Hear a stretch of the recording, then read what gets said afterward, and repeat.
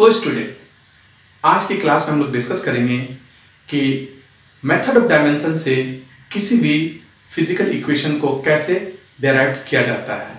तो आज की क्लास बहुत इंपॉर्टेंट है, बने रहिए मेरे साथ। माई सेल्फ मोहम्मद अकरम और आप फ्यूचर ट्यूटोरियल पर हैं the place of physics.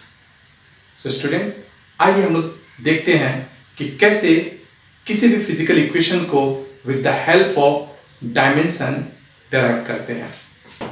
So, derivation of the physical formula with the help of dimensional equation। देखिए, मान लो कि कोई फिजिकल क्वांटिटी z है जो फिजिकल क्वांटिटी a के ऊपर डिपेंड करती है, फिजिकल क्वांटिटी b पर डिपेंड करती है और एक अनदर फिजिकल क्वांटिटी सी पर डिपेंड करती है। अब हमें देखना है कि इसके इन तीनों के साथ क्या रिलेशन है, क्या फॉर्मूला ये तैयार करेंगे। तो इसके लिए हम लोग क्या करेंगे,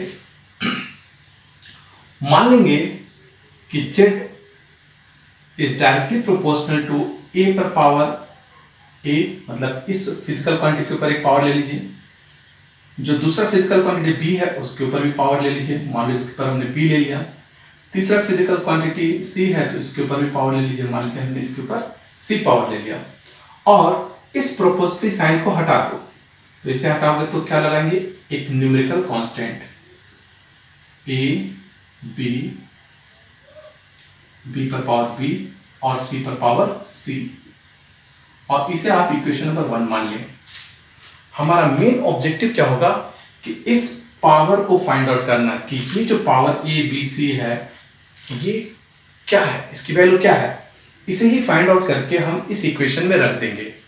अब इस a b c को कैसे फाइंड आउट करेंगे और किस तरह इस इक्वेशन में रख करके हम फॉर्मूले को डेराइव करेंगे, इसके लिए हम लोग एक एग्जांपल लेते हैं। सो स्टूडेंट, एक एग्जांपल लिखते हैं हम लोग कि time period t of a simple pendulum depend on the mass of the bob m, length l of the simple pendulum and acceleration due to gravity g। so हमें क्या derive करना है, डिराइव द रिलेशन, यानी इस t का इनके साथ क्या रिलेशन है, इसे हमें डिराइव करना है। तो आप देखिए यहां पर आप देख रहे हो कि जो टाइम पीरियड है t वो डिपेंड कर रहा है हमारे first quantity m, mass of the Bob. दूसरा डिपेंड कर रहा है किसके ऊपर, लेंथ ऑफ द पेंडुलम। और थर्ड डिपेंड कर रहा है एक्सेलरेशन ड्यू टू ग्रेविटी, इनके ऊपर डिपेंड कर रहा है। तो जैसा कि मैंने कहा आपको कि आपको क्या करना है कि मान लेंगे कि ये जो t है वो डायरेक्टली प्रोपोर्शनल है किसके, तो मास के, इसके ऊपर a पावर ले लीजिए, लेंथ इस पर b पावर ले लीजिए और g इसके ऊपर c पावर ले लीजिए। और तब हम लोग क्या करेंगे, इस प्रोपोर्शनलिटी का साइन को रिमूव कर देंगे। तो जब हम प्रोपोर्शनलिटी साइन हटाते हैं तो एक कांस्टेंट अप्लाई करेंगे k, n पर पावर a, l पर पावर b और g पर पावर c, और इसे मान लेंगे इक्वेशन नंबर 1। वेयर k क्या है, तो यहां लिख देंगे कि where k is numerical constant, जिसका वैल्यू हम लोग डायमेंशन मेथड से नहीं निकाल पाएंगे क्योंकि ये न्यूमेरिकल कांस्टेंट है। अब नेक्स्ट स्टेप में हम लोग क्या करेंगे, ये फर्स्ट स्टेप होगा ये फॉर्मूला लिखना, और सेकेंड स्टेप में हम लोग क्या करेंगे कि जो LHS में डायमेंशन है, सेकेंड हम लोग क्या करेंगे कि LHS और RHS में जितने भी फिजिकल क्वांटिटी है उन सब के डायमेंशनल फॉर्मूला करके हम लोग का टारगेट होगा a b c की वैल्यू फाइंड आउट करना। तो नेक्स्ट स्टेप में हम लोग क्या करेंगे कि LHS में जो फिजिकल क्वांटिटी है और RHS में जो फिजिकल क्वांटिटी है उन सब का डायमेंशनल फॉर्मूला लिखना। तो देखिए उनका डायमेंशनल फॉर्मूला हम कैसे लिखेंगे।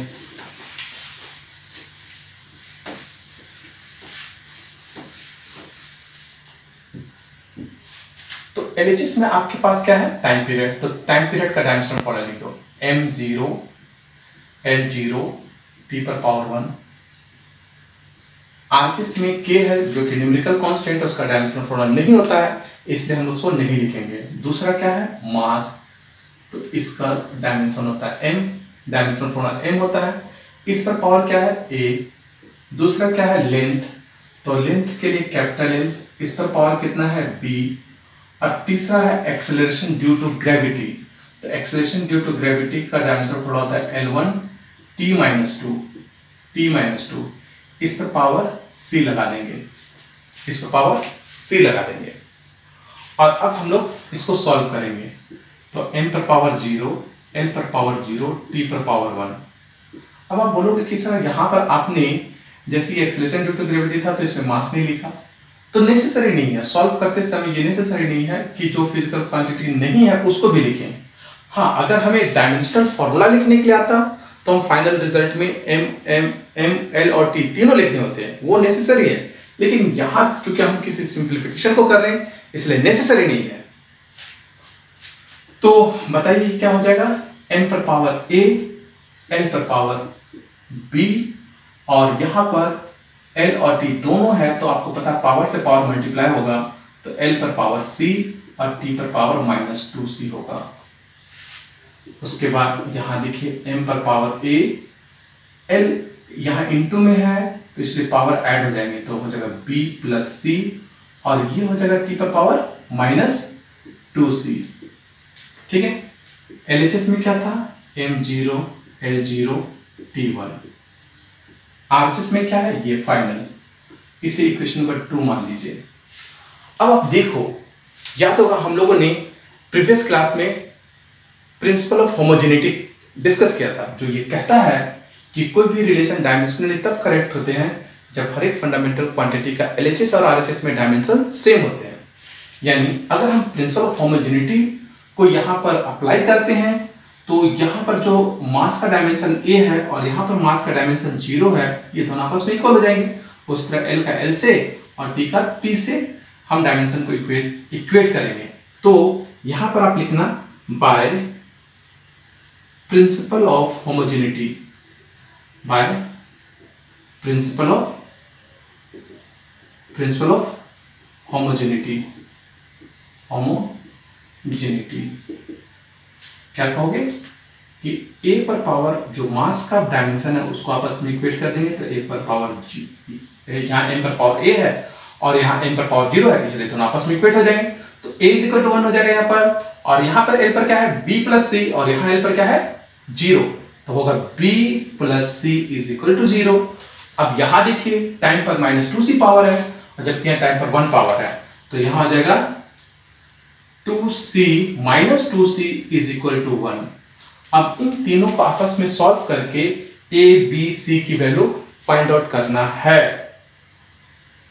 तो आप ऑलरेडी देख रहे हो कि यहाँ a का वैल्यू तो ऑलरेडी निकला हुआ है, c की वैल्यू हम लोग यहां से निकाल सकते हैं, तो c की वैल्यू बताइए क्या होगा -12, तो c की भी वैल्यू आ जाएगा, a की वैल्यू ऑलरेडी निकल चुका है। अब बच गया हमारे पास b को निकालने के लिए इस फॉर्मूला को देखिए, इस इक्वेशन को देखिए, तो क्योंकि b प्लस c = 0 है तो यहाँ पर 0, और c की वैल्यू हम लोगों ने निकाल लिया है, तो b - 1/2 = 0, तो b की वैल्यू क्या हो जाएगी 1/2। तो a भी हमारे पास आ गया, b भी हमारे पास आ गया और c भी हमारे पास आ गया। a की वैल्यू 0, b की वैल्यू 1/2 और c की वैल्यू -1/2। अब ये जो वैल्यू हमारे पास आया है a b c, इस वैल्यू को ले जाकर के इक्वेशन नंबर 1 में सब्स्टिट्यूट कर देंगे और उसको सिंप्लीफाई करेंगे। तो अब क्या करेंगे हम लोग नेक्स्ट स्टेप में a b c की वैल्यू को रख देंगे इक्वेशन नंबर 1 में। तो लिखेंगे putting the value of a b c, putting the value of a b c in equation 1।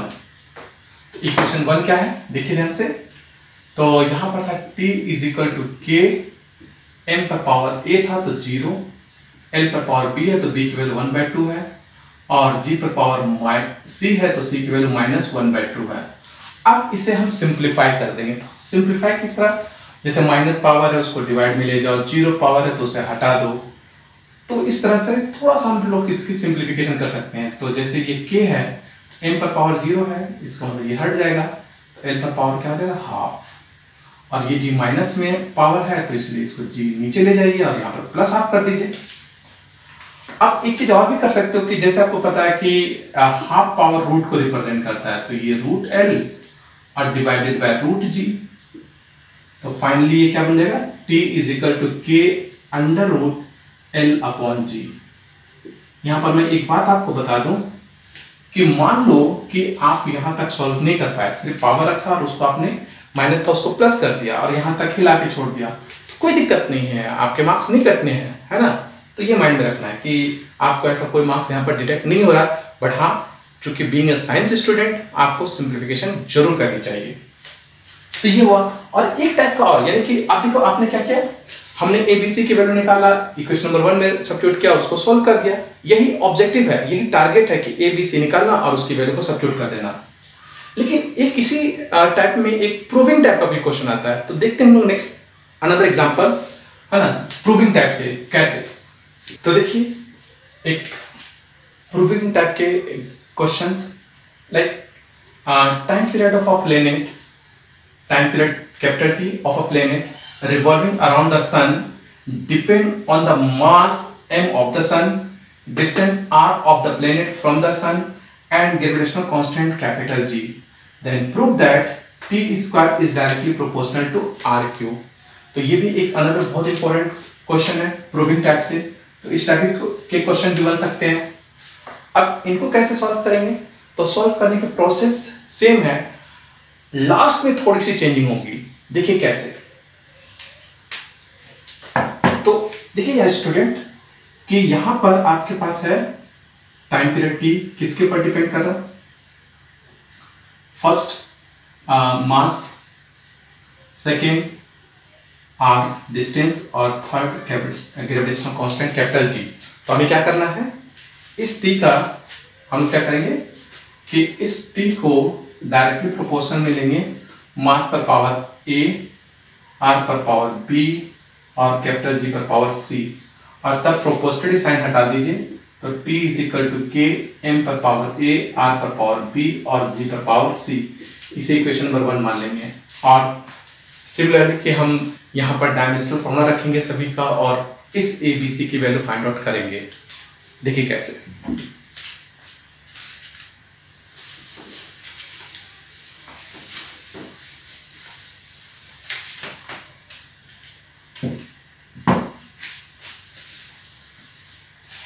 Okay तो LHS में डायमेंशनल फॉर्मूला रखिए, क्या है LHS में टाइम पीरियड, तो m0 L0 T1 is equal to RHS में k न्यूमेरिकल कांस्टेंट है, उसका कोई डायमेंशनल फॉर्मूला नहीं होगा। तो दूसरा कौन है, मास, तो कैपिटल M, इस पर पावर कितना a। दूसरा क्या है, डिस्टेंस यानी r यानी लेंथ l, इस पर पावर क्या हो जाएगा b।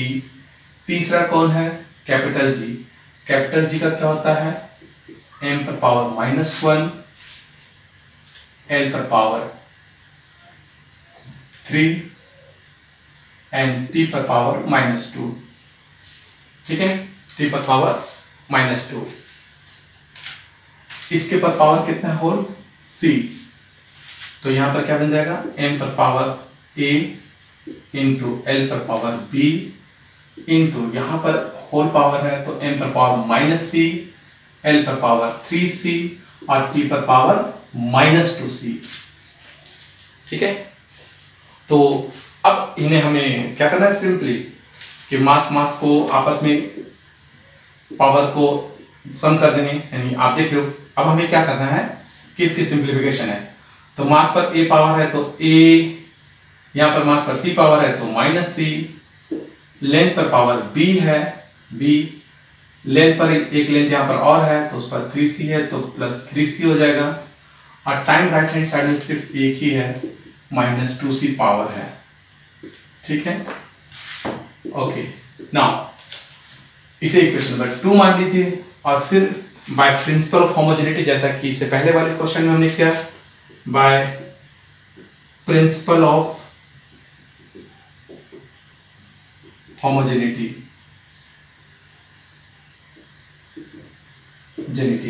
तो हर एक फंडामेंटल का पावर आपस में इक्वेट हो जाएगा। तो यहाँ पर मास पर पावर 0 है और यहाँ पर मास पर पावर a माइनस सी है।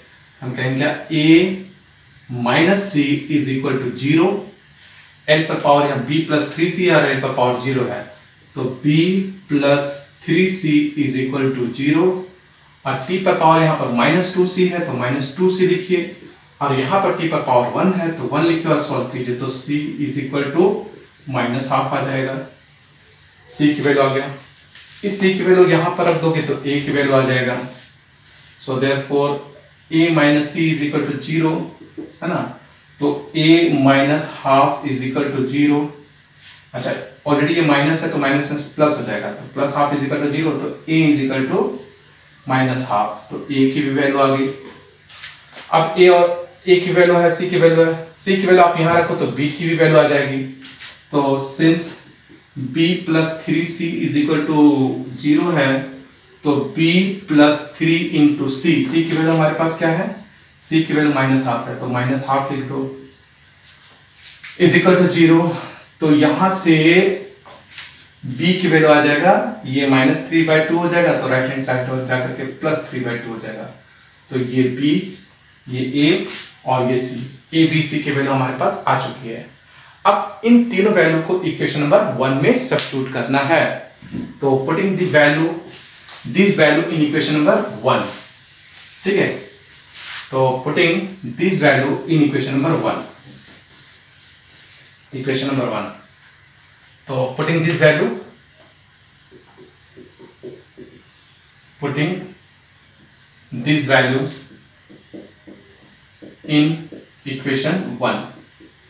तो इक्वेशन 1 क्या है, t is equal to k, m पर पावर a है, तो a की वैल्यू हमारे पास क्या है 1/2, तो यहाँ पर 1/2 रख दीजिए, ठीक है। 1/2 नहीं, यहाँ माइनस 1/2 है, तो माइनस 1/2, सॉरी यहाँ पर माइनस 1/2 है, तो ये हो जाएगा माइनस 1/2, ठीक है। b पर पावर सॉरी m पर पावर माइनस 1/2, फिर r है, r पर b पावर है, तो b की वैल्यू 3/2 है, तो यहाँ पर 3/2 हो जाएगा। उसके बाद कैपिटल G है, तो कैपिटल G पर c पावर है, इसकी वैल्यू माइनस 1/2 है, तो माइनस 1/2, ठीक है। तो जैसा कि मैंने कहा था, इसका सिंप्लीफिकेशन कर देंगे, तो k r पर पावर 3/2, m पर पावर प्लस हाफ, g पर पावर प्लस हाफ। अब क्योंकि प्रूविंग का क्वेश्चन है, तो आप क्या करो, देखो स्क्वायरिंग बोथ साइड, आप अपने प्रूफ को देखते हुए, प्रूफ में लेफ्ट हैंड साइड में t स्क्वायर है, तो आप स्क्वायर कर दो यहाँ पर, तो squaring both side, squaring both side, दोनों साइड इस पर स्क्वायर कर दो, बोथ साइड। तो जब आप स्क्वायर करोगे तो क्या हो जाएगा रिजल्ट, तो यहां पर हो जाएगा t square, right hand side में देखिए यहाँ पर k स्क्वायर हो जाएगा, यहां पर स्क्वायर कर लो तो 2 कैंसिल हो जाएगा, तो r³ डिवाइडेड बाय, यहां पर स्क्वायर होगा तो m पर पावर 1 हो जाएगा, क्योंकि 2 से 2 कैंसिल, तो 1, g पर भी स्क्वायर होगा तो यहां पर भी 1 हो जाएगा, तो इस तरह से बन जाएंगे। तो देखिए यहां पर क्या है कि t स्क्वायर देखिए और यहां देखो r, यहाँ t को देखो और r को देखो, तो आपका प्रूफ हो जाता है। तो आप मान लो कि t square is directly proportional to r³। अगर ये सारे कांस्टेंट हो गए तो t is directly proportional to r³, hence proved, hence proved। तो इस तरह के हमारे क्वेश्चंस आते हैं, दो टाइप के मैंने बताया, एक तो डायरेक्ट रिलेशन फाइंड आउट करना और एक प्रूविंग टाइप के क्वेश्चन। तो ये था हमारा मेथड ऑफ डायमेंशन से किसी भी फिजिकल फॉर्मूला को ड्राइव करना या इस टाइप के प्रूफ करना। तो आई होप आपको ये लेक्चर समझ में आया होगा। तो नेक्स्ट लेक्चर में मिलेंगे नेक्स्ट वीडियोस के साथ। Thank you.